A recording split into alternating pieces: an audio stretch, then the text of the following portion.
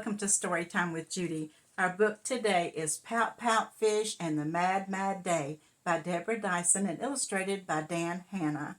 Well, Pout, Pout, Fish gets mad one morning because he breaks something. And then it just seems like it's one thing after another all day long that makes him mad. And he gets madder and madder as the day goes along until he runs into some friends that teach him how to calm down and not be mad anymore. Let's see what happens. The first thing that happened on that mad, mad morning was a broken favorite souvenir. It shattered without warning. Mr. Fish was left with pieces that he tried to reassemble, but his glue stick was missing. His pout began to tremble. He went to tell his friends, but they didn't seem to care. He thought they were ignoring him. He felt his temper flare. He swirled away in anger, and his fins got whirled around. He lost his fishy balance, and he bumped into the ground. He tangled with some seaweed as he tried to swim away. He splashed and thrashed and crashed about, his thoughts in disarray. A feeling filled his gills, and a sound began to stir. Much bigger than a blub, it was a mad, mad grrr.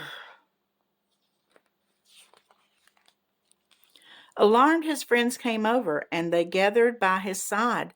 "What's wrong?" they asked him worriedly. With effort, he replied, "It's been one thing, then another stacked on top. I am mad and getting madder, and I don't know how to stop." Mr. Clam consoled her fuming friend. "We've all at times been mad. It's a challenging emotion, but it doesn't mean you're bad." "She's right," said Mr. Jelly, "and there's much that you can do to restore your inner balance and return to feeling you." Mr. Fish said, "Weren't you listening? I am angry to the brim." He scowled and turned away from them, his mad in charge of him. "It's been one thing, then another stacked on top. My mad keeps getting bigger, and there's no way it will stop." Mrs. Squid replied, "You've got this.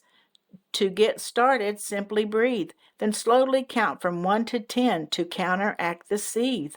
Mr. Fish was not persuaded, but reluctantly he tried. A long breath and counting 2, it soothed him deep inside. He felt a little better, and he wasn't quite as ruffled. "But there's still grrr inside me," Mr. Fish's thoughts kerfuffled. "It's been one thing, then another stacked on top. All that mad had made me a muddle. Could he really make it stop?" Mr. Lantern shone his light. When you're hurt or feeling sad, disappointed, scared, or worried, those can channel into mad. "The solution," said Miss Shimmer, "is to talk about what's wrong. Pick words for what you're feeling. When you use them, you are strong." "It's too hard," said Mr. Fish, with his voice close to despair, but he breathed again, in, out, and then began to share. He shared one thing, then another stacked on top. His load began to lighten, his mad began to stop. His friends all listened closely. He spoke about his morning. He reflected on the feelings that were anger's early warning. He talked about the troubles that had made his angry mix. They changed with calm attention into problems he could fix. It's one thing, then another stacked on top. But with words and self-compassion, I bring anger to a stop. The Pout Pout Fish had faced his mad, and look, the missing glue.